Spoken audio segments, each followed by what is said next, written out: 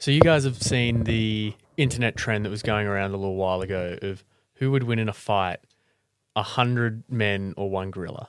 Yeah. Gorilla is losing 100%. It depends, because I've heard it talked about, is it a consecutive, one after one men? Because in that sense, yeah, maybe the gorilla can make it through the marathon. But if all the men are going at the same time, 100 men are winning that. Even 5 men at a time, I reckon they're winning. Gorilla Well, only has so one much minute at a energy in time, it. but it has to go through 100. Yeah. Because I've heard the meme talked about both ways, like they're waiting in line and you have to wait your turn, right? So if it's one man going at a time against a gorilla, yeah, gorilla gets tired, but... Are we giving them, meth like they did in Nazi Germany, for the Well, Blitzkrieg? honestly, 100 guys in a row, I reckon that gorilla's just losing interest. Well, what we've learnt now is that it's a very good debate topic. And there's plenty of other podcasts out there, I think, that are three guys sitting around talking about it. So I'm going to raise another one that's slightly similar. What about 3 Frenchmen versus 100 Englishmen? The French are surrendering. But what if they were on horseback with 10-foot lances jousting? The Frenchmen? The French and the Englishmen. 3 Frenchmen on horseback jousting against 100 Englishmen.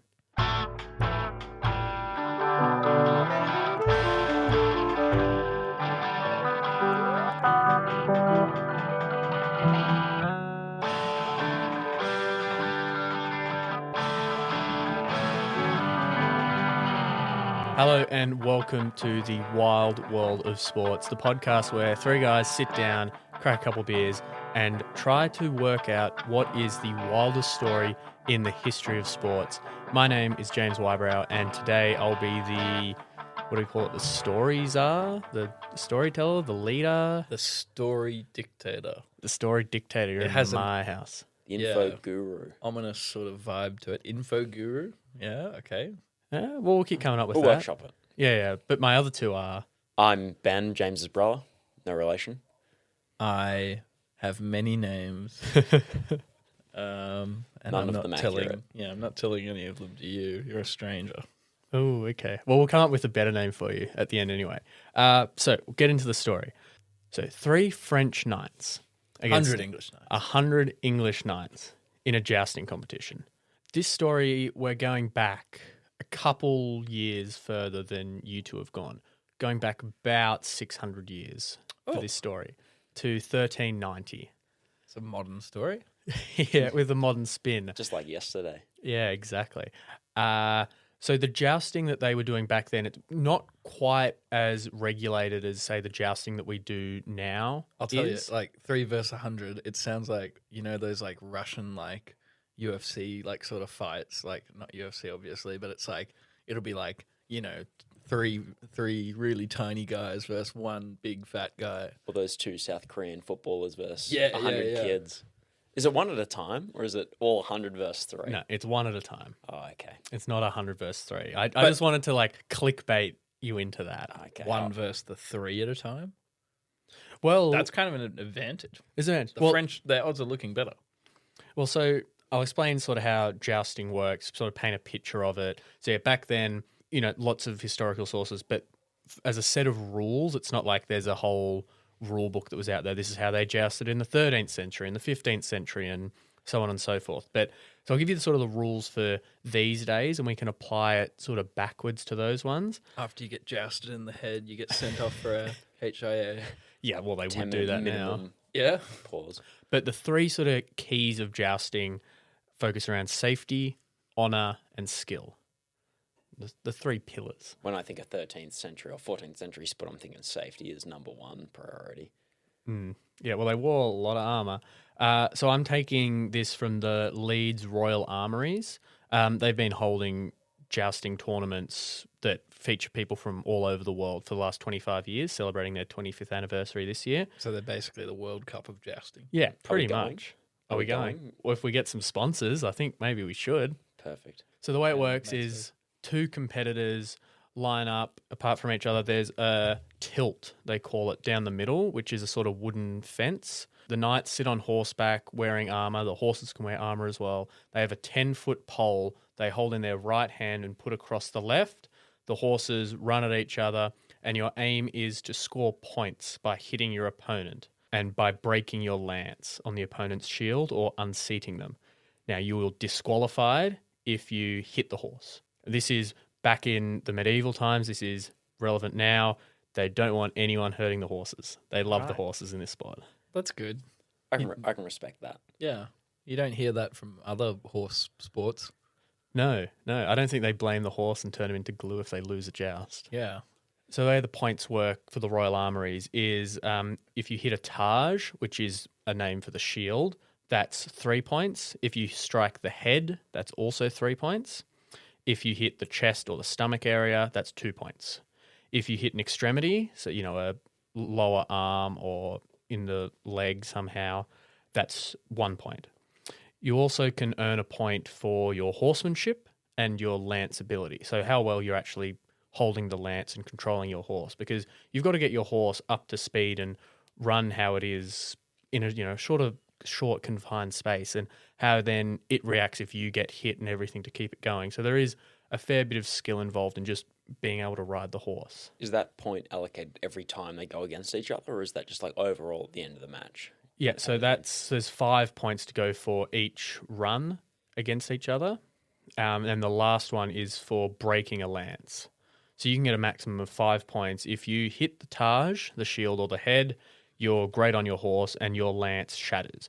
You want to break your lance is the ideal way to do it, and you want to break it into a lot of pieces so that one piece is smaller than the baton, which is what the lady of the joust would be holding and they'd measure it with. That's so specific. So if you don't break it smaller than the baton, It doesn't no count as a good. break. Yeah, no points then.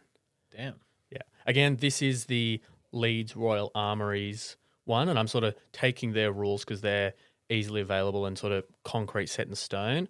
We're sort of running them back for this other one because jousts back in these medieval times, especially this one, there's not a lot of record of the points scored, and it was more about the chivalry displayed by the And the knights. horsemanship. And the horsemanship. Is there a record exactly. of the horses? Like, if I'm picking a hill to die on, it would be that horses or the animals involved in sport don't get enough credit.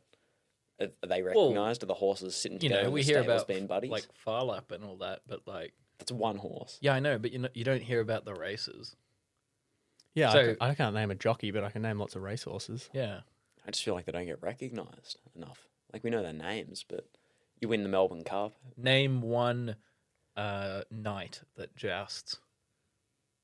I couldn't do that. Exactly. Not you can't even yet, name, you can't. name I, the guy. I couldn't name a horse that was involved in jousting. I just hope yeah. that So in that's the called stables, equality. That's all right. I just as long hope as in the it's stables they're It's friends or equine something. quality. Equine equality. And so that's sort of jousting. Now on to knights. Knights back then had to come from nobility, or almost always had to come from nobility. It was a title that you were sort of given and you were sent off to train for it. Now, So they're all nepo babies. yeah, working in, exactly, like, the ultimate public nepo service. babies.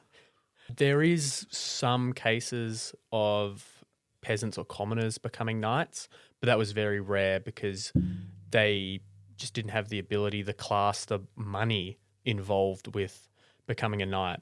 So there's sort of 3 stages to a knight. There was your pageship. So when you were a page, that was from about 7 to 14. That was when you were doing all your training, honing all your swordsmanship, riding the horses, learning about how to be a gentleman, that sort of thing. And then you were a squire. That's from about 14 to 21, 18, around that time. That's when you would then assist another knight and like a Padawan almost.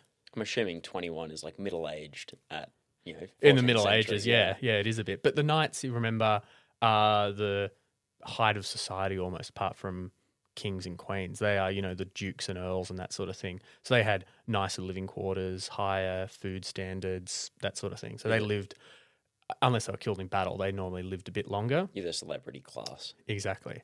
And then so after you're a squire, you then became a knight. Now, not all squires became knights. Some just enjoyed being a squire and stayed a squire, or their skills weren't good enough. Enjoyed being a squire. That's interesting. That's something you'd say like, I oh, don't no, I don't want to progress. I enjoy the level I'm at now, but really, you're not good enough. I guess if you're Yeah. the runt of the litter of a noble family, you're just cutting your losses. Or if you're a peasant that made it up there, Yeah, that's I a don't big, know. big I guess improvement so. on your social stature. That's for sure. And then the other thing I want to touch upon is the chivalry. Because back then, knights, it was all about the chivalry. You had to be good with a sword, you had to ride a horse, do that sort of thing, but you had to be chivalrous. And sort of like jousting, there was no big set of rules that was written then, but it basically boils down to religion, war, love of ladies. Hell yeah. Is one of the quotes I found. Are the sort of 3 pillars of chivalry. But I did find a 10 Commandments of the Medieval Code of Chivalry by Leon Gautier in his book titled Chivalry in 1883, where he sort of distills all the parts of chivalry from our medieval history into 10 Commandments. Again, this wasn't set back in these times, but we can sort of distill this to be now. I think let's track how many Carlin knocks off the list, see how chivalrous he is in Yeah. today's society. All right, let's go. I'm One. a chivalrous guy. I open the door for other people. Where stand on the side of the road, let her walk on the other side of the footpath. You're a good Let's bloke. hear him. Thou shalt believe all that the church teaches and shalt observe all its directions. That's me. I'm that guy. 1 from 1, great start. Thou shalt defend the church. Yeah. If it came down to it. Which church is this? Scientology, of course. So that's 0 from 2 then for this time. Thou shalt respect all weakness and shalt constitute thyself to defend the defender of them. Defender of weakness. Yes. Yeah. So you I defend defend the myself weak. all the time. You stand up for the weak, like a superhero. Yeah. Protects the weak. All right. Thou shalt love the country in which thou wast born. So you have to love Australia. You Hell and yeah. Joust, yeah? Aussie, Aussie, Aussie. Where's Oi, that oi, drink oi. from? Australia. Yeah. Yeah. Thou shalt not recoil before the enemy. Never have I ever. Not once in my life. Thou shalt make war against the infidel without cessation and without mercy. It's my middle name. Which Infidel? War with the infidels. And no mercy. Hell of a middle name. So you won't tell us your first name at the start of the episode, but I you'll got a tell us very your long middle name. I told you I got many names. It's hard to remember them sometimes, but it just happened to come up in conversation. So. I don't know. I want to see how you go with this one. Thou shalt perform scrupulously thy feudal duties if they be not contrary to the laws of God. Yeah. Love yeah. the king. That's like just the definition of what I do. Thou shalt be generous and give largesse to everyone. Largest. Largesse. I have to say, he did offer me dinner tonight, so I'm going to count that as That's- offering his largesse. Yep. I think it works. Generosity in bestowing money or gifts upon others is the definition. Think we That's just exactly defined it. exactly what I did. And finally, see if we can go 10 from 10. Thou shalt be everywhere and always the champion of the right and the good against injustice and evil. Did it say I have to be everywhere? Yes. Does that mean like figuratively, or am I like splattered? I Are they think saying I think it's the gotta- way it's written that you're always the champion of the right and the good against injustice and evil everywhere you go. So right course. now you have to be doing this. It's just what I do. Just who he is. Yeah. I've got you 7 from 10 here. That's pretty good. That's a pass. That's a B+. So that's sort of knights, chivalry, and jousting. Just for context of the time, it was during the 100-Year War between England and France. Is that like it didn't go for 100 years? How long did it go for? Well, it started in 1337 and it finished in 1453. So a bit over 100 years, but there were lots of periods in that time where there were truces. So they It's weren't like fighting each half-time. other. Yeah, they just decided they weren't. Not enough people are alive. The generations only lived, what, Yeah. 35, 40 at that All time? right, quick pause. Off season, boys. Yeah. We'll come back. to it. Transfer market, see if anyone's Yeah. valuable to pick up. And so our story is during one of these truces.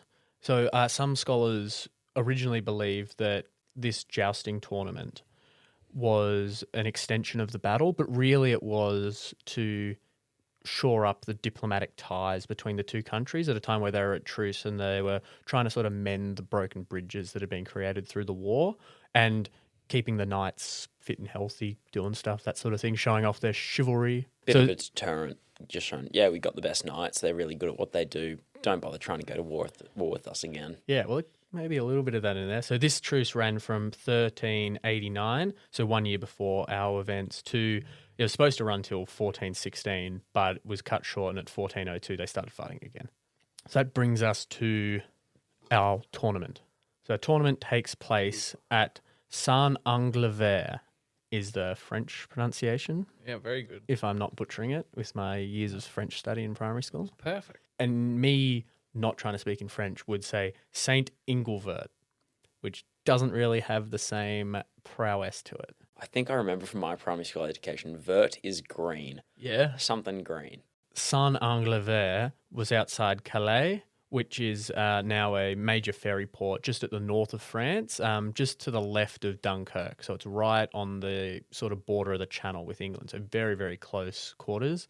Just to put a little asterisk before I really get into this story properly, since we're going back a long, long time, the accounts of the event I can't say are 100% factual. We're not talking about baseball statistics that had people in the stands counting every single ball and pictures of the event or movies that were made about someone in the 60s. And If we can't agree on a VAR call, then I think we'll have to do with this. This is fine.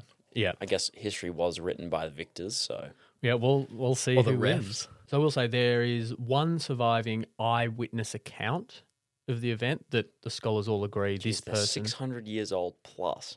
Yeah, one surviving account, and it's a poem about the event, which is about the event itself, not actually what happened on the field. So it's like going to the Brave game and writing about how nice the crowd was and how everyone was chanting, and then never writing down what the actual score was. Then there's a couple other ones.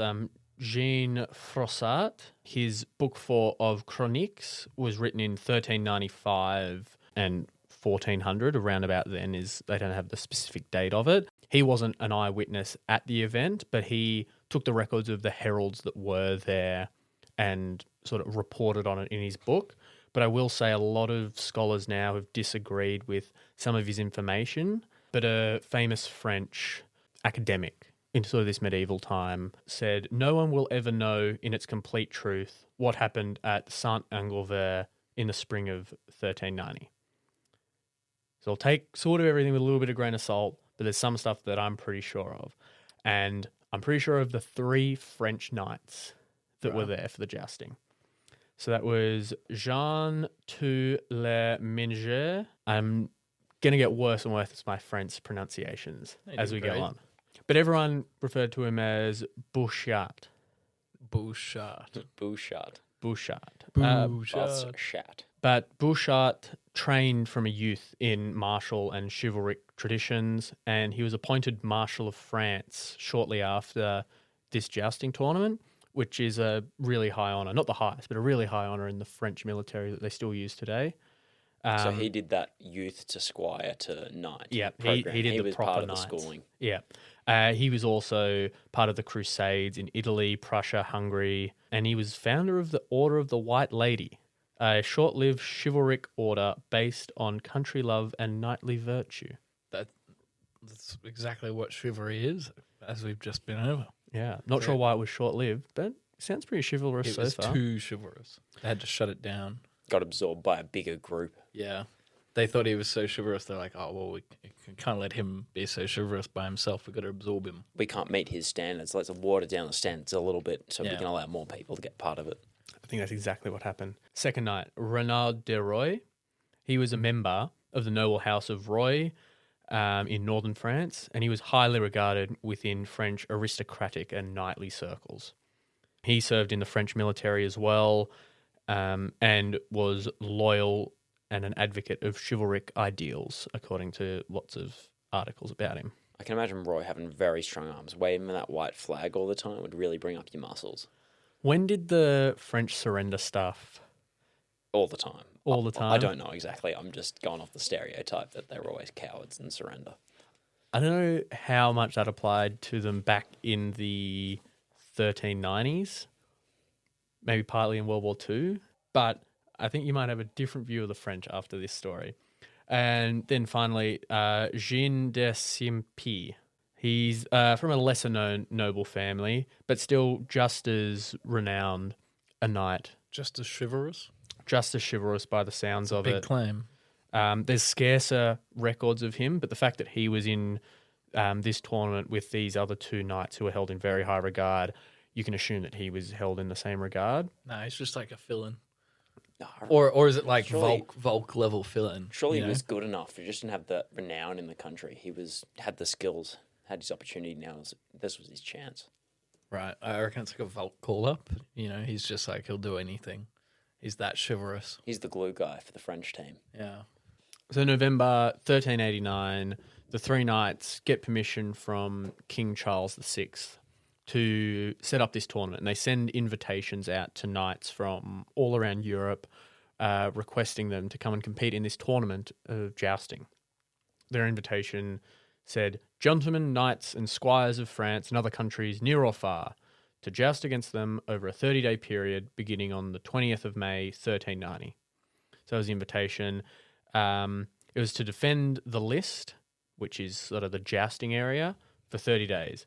The invitation spread across Europe so far that people that weren't even knights actually came in to watch this event because it had become such a spectacle and built up over time.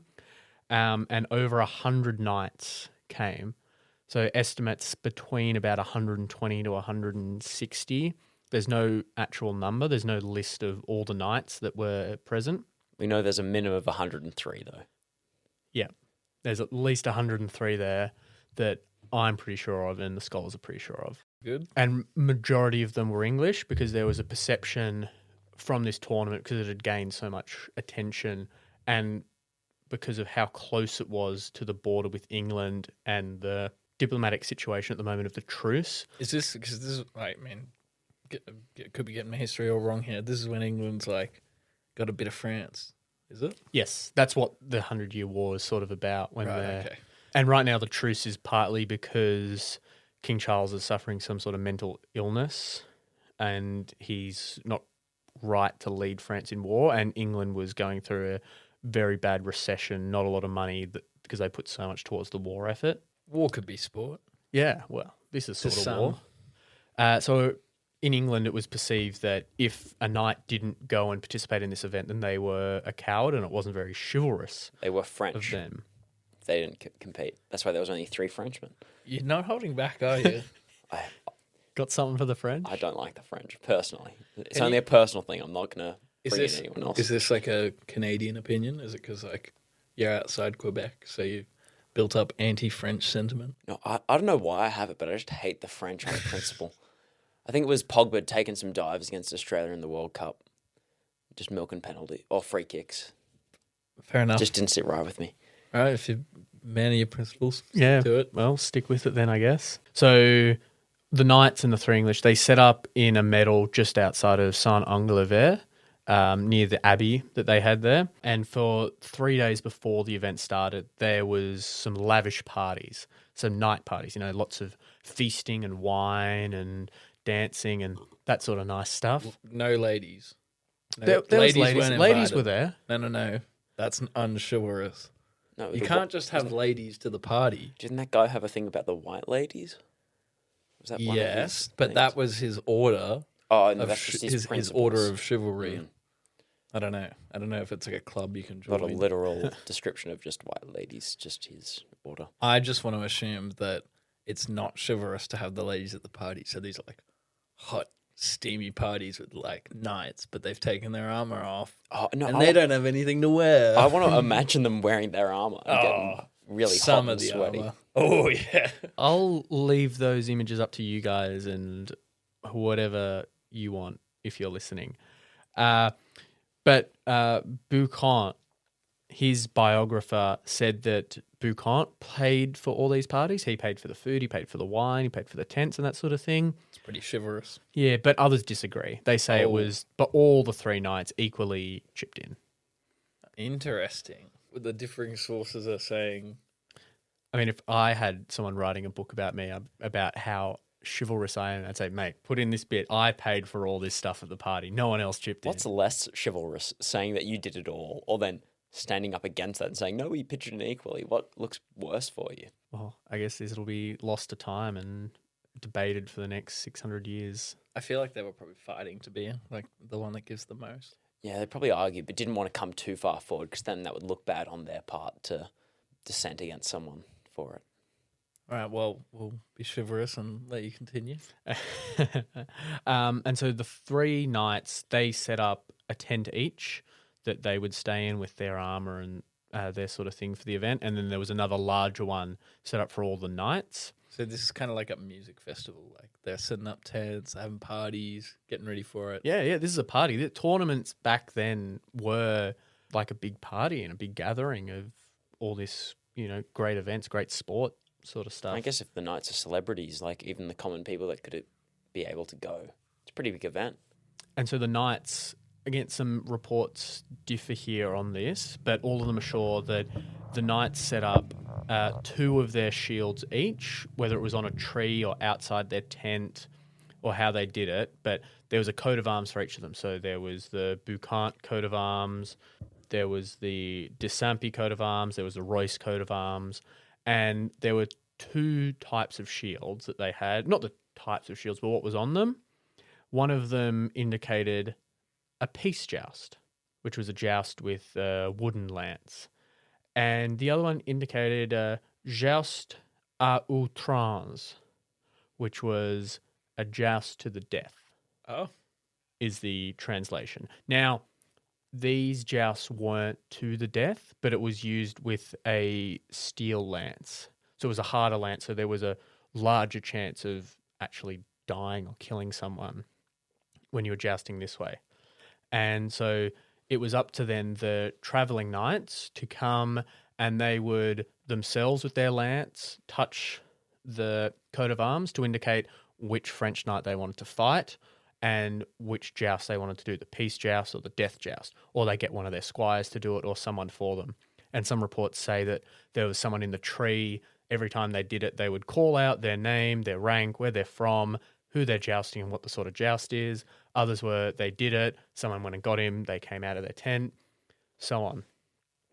So the way the tournament worked is there was about 6 crosses per joust. So that's 6 times that you'd run against each other. Sometimes they did less. They didn't ever really do more, but that was sort of set out, 5, 6. The first joust that almost everyone can agree on that this was the first one was Bouchamp versus Holland. So John Holland, he was half-brother to the King of England at the time, King Richard II. They had the same mother, Joan of Kent. Wow. So there was some prestigious knights from England that came for this. There's some reputation on the line here. Yeah. For Holland. And he selected the death joust. And it's reported that every single knight in this tournament selected the death joust. Why? Because for honour, for chivalry. Oh my goodness. Again, I don't know if that's chivalrous. Imagine being the one guy that's like, the peace joust. That was me. I think maybe there's 103 guys that chose the death joust, and then it's just Imagine you're the rookie knight. You're the knight, your first jousting competition, you're going over, you're a bit nervous, a bit raw, and then everyone's picking the death joust, and you're like, oh, I'm not quite ready for this, but you have to do it just to save face. I don't. Well, do you though? In what part of the Code of Chivalry did it say you had to be reckless? I didn't hear that before. I didn't hear it. Wasn't part of it. I think you can pick that. thou shalt The not other. recoil before the enemy. I'd say once everyone else has picked the death joust, if you pick the peace joust, that's recoiling a little bit. Weren't they at an armistice or truce at the time? Yes, again, like I'm saying, this is the literal definition of the word translates to death joust. They weren't to the death. Some jousts were and are to the death, but these ones, they weren't going until someone died. It just increased the risk. I guess if the shield is worth just as much as your head, you're just hoping to target the shield and hope they hit the shield too and not try to cause you a lot of pain. Yeah, I suppose that's the chivalrous thing to do, but if you're all picking a death joust, then I don't know. Anyway. Carry on. Well, that's what these knights pick. So, first one, Holland versus Boucant.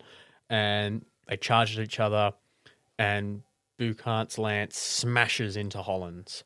And it smashes off his shield and down into his arm, but it doesn't injure him, but he gets the first one. Now, I'll pause here to talk about the point system that I sort of brought up before. The heralds that were at this event, imagine the match reporters that we have today at sort of events.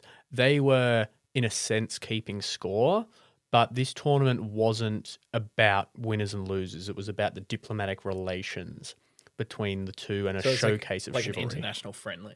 Yeah, essentially an international friendly sort of thing. But you don't want to lose a friendly. You still want to win. You still want to put your best foot forward and not get embarrassed. But at the end of the day, no skin off your back if you lose. You can say you're trying some new things out, new formation, new tactics, and it's just a learning opportunity against a friendly nation. Just a learning death joust. But these heralds, from the sources, it sounds like they weren't under the impression that the results and the points and the scoring would be used for anything else apart from just keeping track on the day. So there's not any that I could find sources that say this was the point for this one, this was the point for that one, so on and so forth. So we've just got to imply from what I've found from descriptions of it, what happened, who won each certain jousting. It's kind of the gist of the thing. The gist of the thing, exactly. And again, the points that I outlined at the start is how we score modern jousting now. Probably completely different back then, where unseating might have been more regarded as that's a clear win, as opposed to now sort of thing where it might be the same amount of points. I guess the medicine at the time was, you break your arm, leeches until you die. So then they pass a second time. They both sort of collide with each other, no massive things. And then the horses, Boucant's horse refuses to go for a third. So that's some poor horsemanship. Cowardly French horse.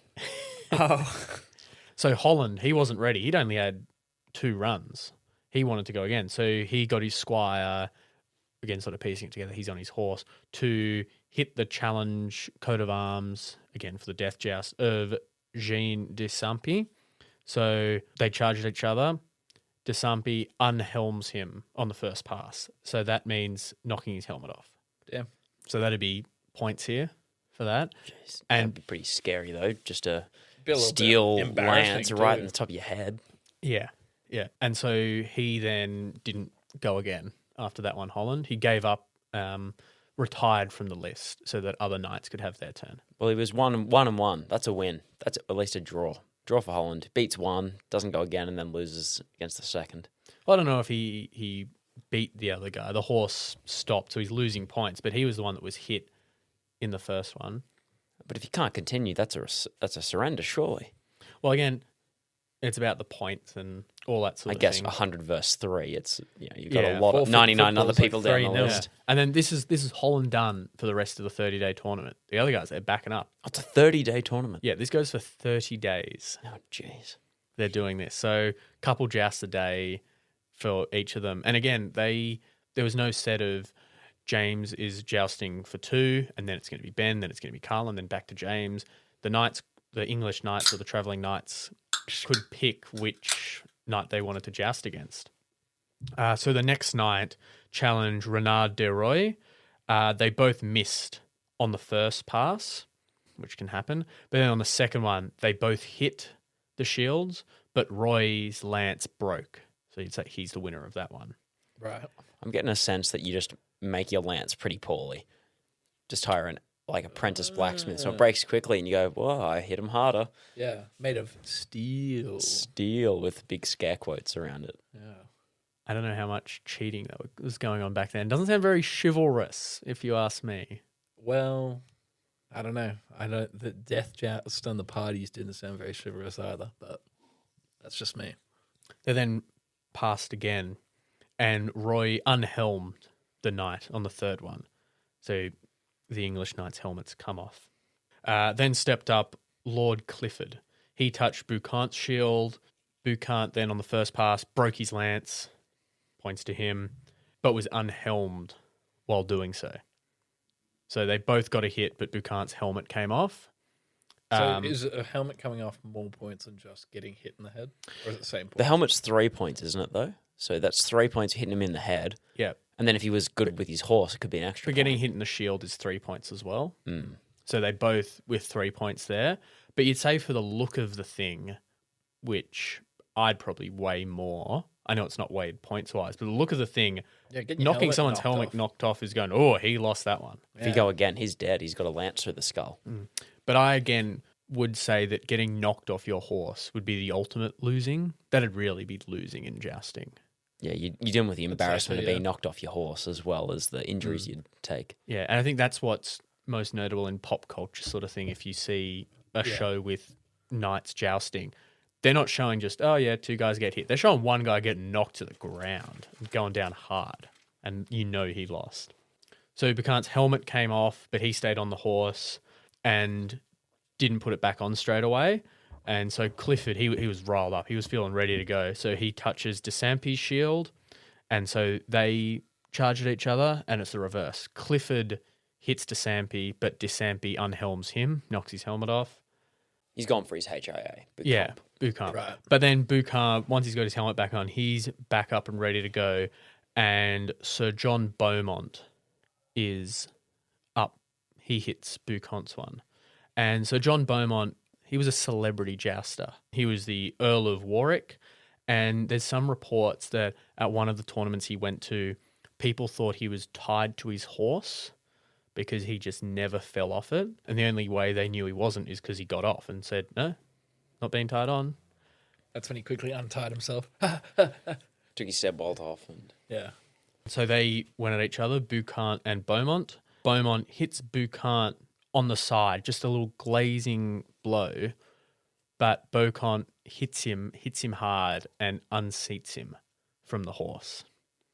The unseatable man unseated, Damn. which pretty impressive. International friendly, though, you know. He wasn't trying. It's the off season. Beaumont then gets back on his horse, a little bit flustered, and calls for another joust. He doesn't want to go against Buchan. Buchan's, nah, I unseated you. That's done. I've won. We're done with it. It was up to 5 to sort of decide a winner, and he's won within 1. So he calls for DeSampi, and there was, from the sounds of it, basically a tie. No one was unseated from that one. didn't quite manage to save his face. Didn't quite, no. And there's sort of more reports of this sort of going on and on and on, and there's about the same thing. But one of the interesting ones that I found was Sir Peter Courtenay. He touched all 3 shields. So he wanted to joust against all 3 of them. And there was a little bit of discussion of whether they'd allow this, and the French knight said, yes, of course. Like at the same time? Well, he just... We're back into the guerrilla talk. Yeah, one after the other, I'm guessing. Yeah, one Yeah, after 3 the other. rounds, Say one all against at the same each. time, like, oh, that's not going to go well. Probably not. I mean, impressive. Maybe you could at the last second turn your lance sideways. Oh, so you like like Tokyo coat hanger Drift. them all. Yeah. Hit the brakes on the horse. That'd be points for horsemanship. Yeah, I Just sure. imagining one of them like takes your helmet off, the second one just right through, knocks you off. Ooh. Be rough. So first up was De Roy. Roy sounds the least French to me, I'll be honest. It sounds the most noble and chivalrous to me. Roy. The House of Roy. Roy. So Courtenay goes for his first one. They both miss. They turn around. They go for their second one. And De Roy unhelms Courtenay. Knocks his helmet off. He then backs up and DeSampi comes in. And the first one, they both hit each other's shield. Both break their lances. Has he put his helmet back on? Yeah, he's put his helmet Okay. back on here, yeah. So I should say that after Buchan's there being a badass, not putting his helmet back on for a bit. But then on the second pass against DeSampi, he's unhelmed. Courtenay's unhelmed. So you'd have to say that the French win that one again. And then versus Buchan, they both hit each other, and they hit each other so hard from the reports that both the horses stopped in their tracks from the hit. That's poor horsemanship. Well, it's poor horsemanship from both of them. Or is it good horsemanship? Your horse is checking you're okay. Yeah. I don't want to whiplash you from you going so hard. And then the second one of them, after they got their horses sort of corralled again and back ready to go, they both unhelmed each other. Courtenay wanted to go again, but was denied. You've had your 6. You're done. There's no more for chivalry reasons. And the event, the tournament for the 30 days, just continued on in this fashion. That's a snippet of some of it. Again, I don't have a breakdown of all 100 plus, but Do better research. Yeah, I can't believe there's not a play-by-play for all 100 horsemen in the 13th Yeah, I'm century. sure there's like a song or something. well, there's a poem. I know there's a poem. Have we not heard the poem yet? I don't speak French. It's all in French. It's in French. It's in France. It's all in, and not just in French, in 1390 French. Sorry, I may be sum myself here as uneducated, but is 13th century French different to modern day French? Yes. Like, languages evolve I feel like over time. French, I mean, this is me totally speaking out of my ass here, but I like, because they've got like the language, whatever, Académie Language Français or whatever it is. They're real strict about their language. I feel like maybe it's not as too different. As opposed to, because I know medieval English is different to the English we speak today. But to be fair, actually, like, yeah, because it's like, it's just from a time where they probably couldn't police the language that well.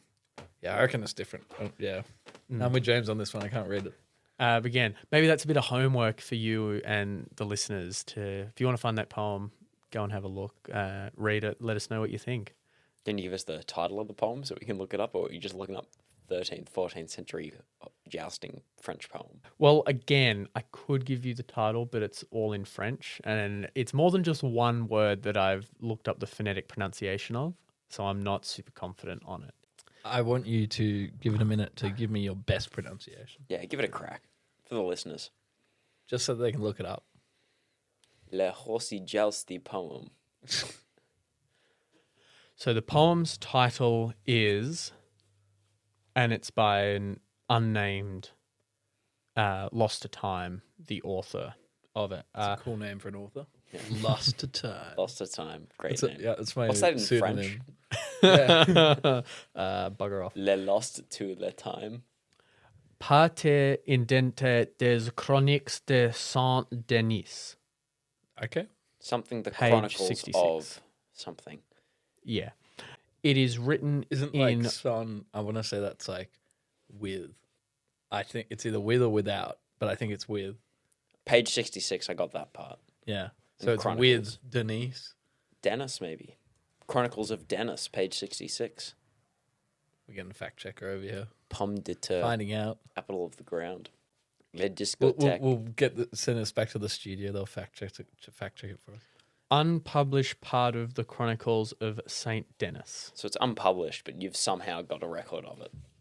Love the research we go through here at the Wild World of Sports. We find unpublished 14th century jousting records. Nothing's you too guys. good for our listeners. So it sort of, goes on and on like this. But one thing that everyone does agree on is that the French knights were never unseated. Not once over the 30 days, over the hundreds of jousts that they completed. None of them were unseated. Now, not every single English knight or German knight, wherever they were coming from, was unseated, but some of them were. Some of the great ones were against these knights. And again, there's no breakdown of points, but just from looking at that little snippet that I gave of you, the French knights won, seems like they won a lot more on points than they lost. And again, to never be unseated over all these jousts, to back up day after day. I'm thinking, not very chivalrous of me. It's like, why did the horses stop, right? Yeah, that's what I'm thinking. Conspiracy here. Was it Boucamp? Guy in a suit, two guys in a suit, and they're the horse. That's why they never got unseated, because they're just holding on really tight. No, I was It's two guys in a thinking like, horse. was it Horse suit. Boucamp? Boucamp who lost his horse? Lost. Well, like his horse refused to go Yeah, again. it wouldn't go for a third. Did it then go again later, or did he get a new horse? No, it went again later. It was just right at that time. Oh, it was just a bit spooked. Yeah, you Okay. can be a little bit spooked. And again, fair So, play to the I'm horses thinking, as where well. are the horses' names here? They're the ones who really are doing the hard work. They're running what was the name for the fence? The tart? The tilt. Tilt. They're running the tilt over 100 times. That takes some effort from a horse. You're just sitting there on top. Yeah. But honestly, that is pretty impressive. How much do you put that down to? They've got the practice. They've had some warm-up runs. Those horses must think their riders are pretty clumsy, always like running into each other. I feel like we've gone down this road before. Yeah. A lot of times. How are we still lost? Gosh, we keep hitting into that same guy down the same alleyway. Ugh. What a quinky dink. The tournament overall was seen as a great success for chivalry and diplomatic relations. At the end of it, there was another lavish party, and the knights exchanged gifts with each other. So the three That's French tick. knights. Chivalry. That's spot on. So one of them is allegedly a gold sort of neck guard that was covered in pearls. Sounds like sabotage to me. I know gold's a very weak metal. Here's the neck guard. Next time you go jousting against us in the war, this is a really good. I think you should wear this. I don't think it was for jousting. I think it was more decorative. And then most importantly, no knights were disgraced, which was completely against the chivalry. You didn't want to be disgraced as a knight. Even though someone knocked off their horse, they still fought chivalry and with honor and with valor. And this also became a model for future tournaments. This was one of the earliest, and this was one of the biggest tournaments of this stature and grandeur. And it went on into the next centuries as a sort of model and a base off this, and is sort of credited with partly creating the passe d'armes, which is when a knight or group of knights would defend a specific location, say on a bridge or a gateway. Think Black Knight from Monty Python. You can't pass until you defeat me in Come combat. here, I'll bite your legs off. Exactly. Tis but a scratch. Tis but a flesh wound. These weren't, again, to the death, but more of a show of the combat and your knightly skills. And so if a lady was to go past unaccompanied, the knights would let her through, but make her leave a scarf or a glove or something So they rob her. on the edge of the bridge. No, they wouldn't rob Give her. us your socks. Because the next knight to come through that Sorry, wanted Abby. to pass would then fight for her honor. And if he won, he'd take the scarf or sock or whatever it was. So basically, they fight and then steal her stuff. I'm sure the chivalrous knight who won in her honor would have given it back to her. yeah, that's the point. That's But if she lost, then that knight's I thought Having a sniff of the it other on night the was just floor. taking it and like, yes, I've won in your honor, milady. Socks smell good. This was before Feet Finder was a thing. That's true. You had to go do it the old-fashioned way. Old-fashioned way. You had to spend years learning how to handle a sword and ride a horse. And Go to a Go to few chivalry like school. night parties. I didn't see this part in the chivalry commandments. I don't know what you guys are talking this was page 67. It was lost to the ages. Oh, lost the time. Right. But finally, I'll finish up with one of the quotes from someone that wrote about this. Never was there a more noble or honourable tournament in all Christendom. All departed with great praise and love for one another. So despite everything that was going on, 100-Year War, England versus France, all the knights were put that aside and went away with a lot of chivalry and a lot of great respect for each other. It's just this sounds like the biggest just like circle jerk. They've all come together. Very Like, chivalrous. Aren't knights just a you're big so circle chivalrous. jerk? Oh, you're so chivalrous. Oh, well, I've got a gift for you. And it's like, I've got a gift for you. Top job, everyone. We've done a can't- great job at the jousting I can't tournament decide today. which side you go for. Like 3 versus 100, they're backing up over and over again for the 30 days. But also, if you're 100 knights, you're like the upper echelon of the military. You're thinking, if we all just team up on them, it's 33-1, we could wipe them out pretty easily. Like, I can't decide who's more chivalrous for going, we're going to go one at a time and let you have your rest and do things, or we're going to stand up to all of you 3 on 100. Yeah, that's what a real chivalry would do. Chevalier, I think that's the proper term. The proper term for it. Yeah. But yeah, that's the story of the 3 French knights against the 100 English knights at Saint Inglevert. Could we get the French guys' names again? Bucamp, Yep. Roy, and Simonson? So there was Jean to le Mingre, known Is it as Jean or Bucamp, Jean? Bucamp? Renard de Roy, and Jean de Sampy were the 3 French knights who none were unseated against over 100 English jousters. Allegedly.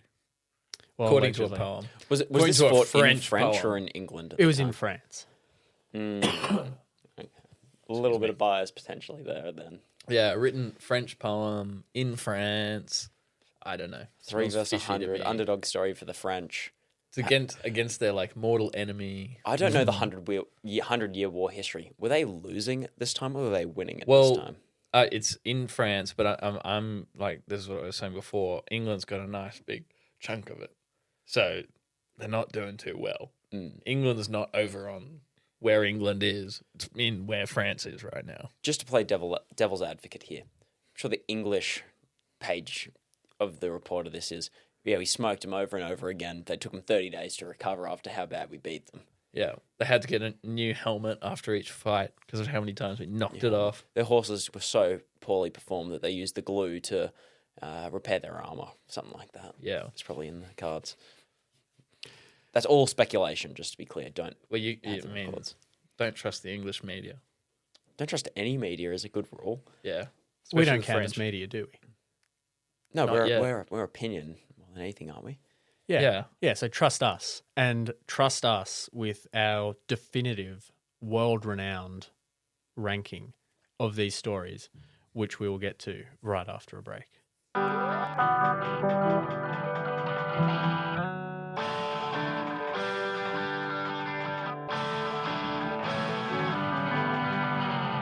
Welcome back to the wild world of sports. This is the portion of the show where we try to rank where this story ranks in the world of sports, of wild sports stories. On the board right now, we do have a board. Definitively, we now have a list that we can see. Right there, not quite at the top of the wild, is Eddie Goodell. And then about smack bang in the middle of wild and mild is Carlos Raposo. So us three now have to decide where the Joust at San Inglevert ranks on the list between wild and mild. Look, it's all alleged. An alleged win by this French. These 3 French knights in a French poem. I don't know. It sniffs of suspicious to me. Well, one of the definitive parts of this story that everyone almost agrees on is that none of the French knights were unseated. Does the poem say that, or does everyone talk about that? All the scholars talk about from what they can put together from, again, there was one eyewitness account that survived from the event, but heralds wrote about it, people wrote down history, and then it's been studied. That's one of the things that can be agreed upon. Apparently that everyone uses steel lances. That is pretty wild. I can get around the medieval aspect of it's more about honor than victory, and all of them gone. We're fighting to the death, and I'm sure from the English perspective, if it was 100 versus 3, they're all hoping if we can kill one of them or knock them so badly that they can't continue, that's a big win for the motherland and for, was it the king or the queen at the time in the 14th century? I'm imagining the king. Great victory for the king. They were both kings. But part of me just can't get over the fact that it's a French poem from the French perspective in France, that I'm sure if they were losing the war or at least behind, that they'd be getting behind it, trying to support how brave our knights are, and it's the fact that the common people aren't supporting. But I would not, under any circumstance, be willing to hop on a horse, put some armor on, and go jousting against another knight from any other country. So I can respect that. I feel given the evidence, perhaps it could be quite a wild story, but I think that does hold it back a little bit. Just simply the lack of evidence for such a story. Anyone can say anything, Well, this is going to be the thing we're going to run into if we go back 600 years to find a wild story. Yeah. It does have to weigh into it, the validity of it, but it's how much we're going to let it weigh into it. Let's, for a moment, put that aside and forget about the validity. This is 100% true. There are box scores and footage and highlight reels and post-match interviews of this event, and we know this was the outcome. Where does it rank now?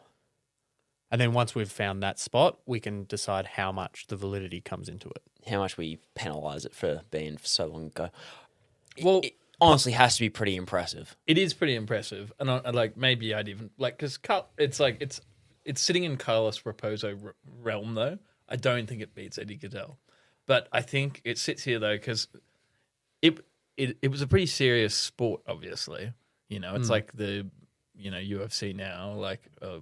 There's rules around it and everything to keep everyone safe and whatnot. But otherwise, for the most part, despite the spectacle, I'd call it moderately safe as a sport. And these are just trained professionals and everything. So a bit like UFC is moderately safe for the professionals that have trained to do it. You or I jumping on a horse and jousting or jumping into an octagon, we're going to die. And like, given this is 1300s as well, this is a particularly normal sport. I wouldn't even call it too unusual if someone told me they were a jouster today.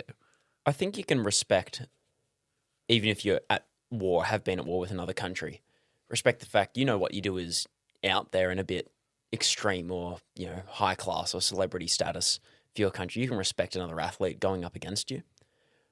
The thing I think, which I find makes it a bit more impressive, is if you're the English team, you're sending out your best guys first. Or maybe not the best, but the highest ranked. There was that, was it the cousin or the brother of the king? Yeah, the half-brother. Half-brother of the king goes up first. So you're leading with your most prestigious athletes first, at least on name recognition. Maybe the quality's a bit lower down in the 100, but they're seriously giving it a crack if you're putting the half-brother to the king up first. Yeah. And the French to be able to go out time and time again. It is impressive. Pretty respectable. I think that's impressive. But also, you get some warm-up runs. You get some practice in it. It's home field advantage. Yeah, look, I just can't get past how suspect it is. Okay, so we're putting it around Carlos Raposo. Yeah. I'm happy with that ranking. For now, yeah, he's sitting in that territory next to him. Does he go above or below, though? Me personally, I think it's below. Look, and I think it should factor in too, like the sources and everything somewhat, because it's like, say you didn't have as many of the sources on Eddie Goodell, right? And it's like, well, how much of that are we going to believe? But it's like when you got the sources there, it does just add that extra spice to the story. Like, what was the name? Coutard, Constantine, someone who had never been unseated, and there was the accusations that he was tied to his horse. Yeah, Beaumont. Was it Beaumont? Yeah, Beaumont. Unseated him, or Boucant unseated Beaumont.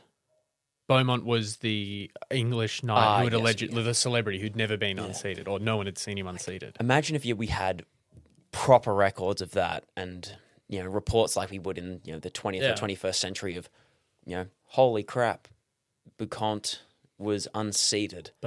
Beaumont was unseated. They're tricky B names, I guess. Yeah, that'd be insane, but I do think we have to just discount it slightly for the fact that it's a French reporting of 3 French athletes. I'm happy to put it, if I was in charge, just right underneath. Yeah. I think if we could verify the It accounts, needs a friend. It's got to stay snug. it could be good. But I feel like there's a lot more stories Yeah. that we can verify how wild they are with a modern day context. And I've never gone jousting. Like, there's probably got to be some like ancient medieval recounts and stuff that do have a bit more juice to it.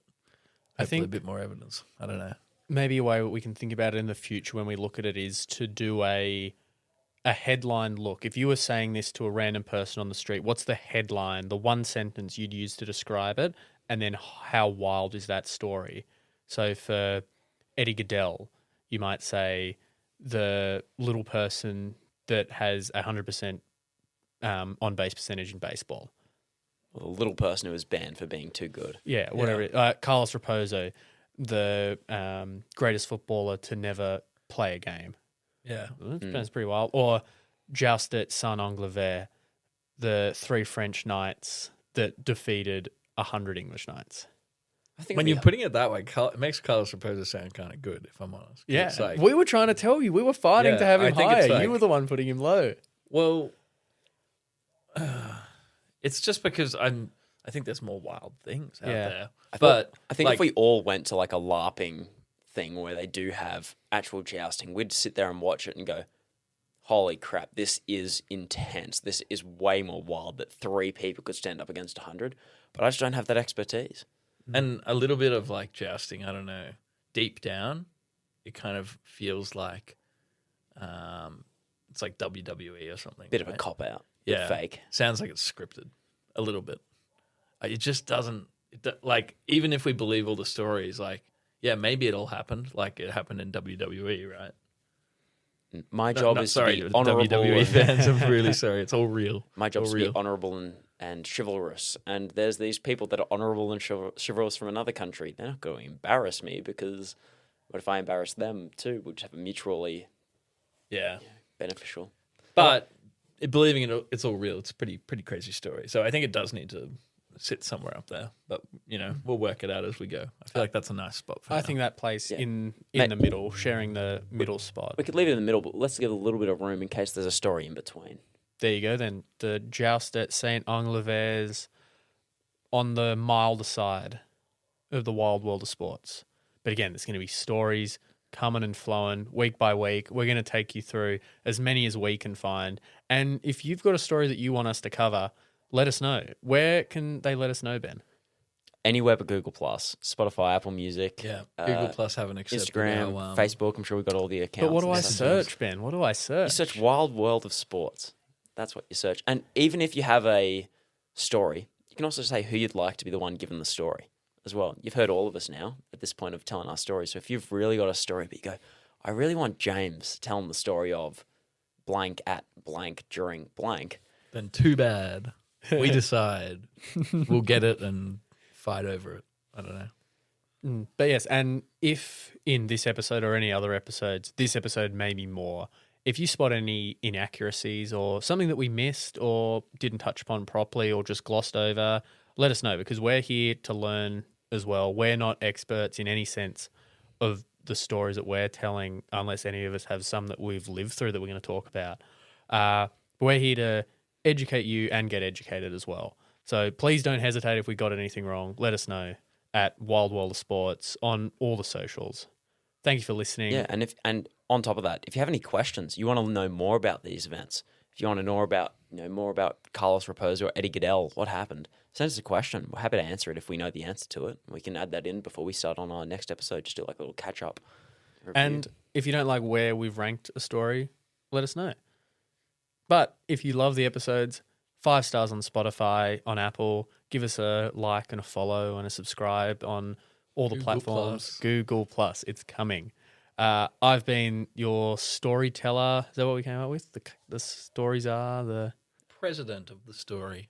president. let's just go with it every week. Maybe it's a bit different every week. Something new. The king. You were the king, king. today. Ooh, yes, Yes, I was King the of king. jousting. Story king. The story king to my knights. Yes. Well, I've been James Whybrow, the story king. I'm Squire Ben, no relation. Sir Carlin the chivalrous, the 6th. That was worth waiting a whole episode to get your name. I'll rep it. And Carlin, you'll have a story for us next week. I will. It's Looking- a secret. No spoilers. Looking forward to it. Thank you for joining us on the Wild World of Sports. Goodbye, everyone.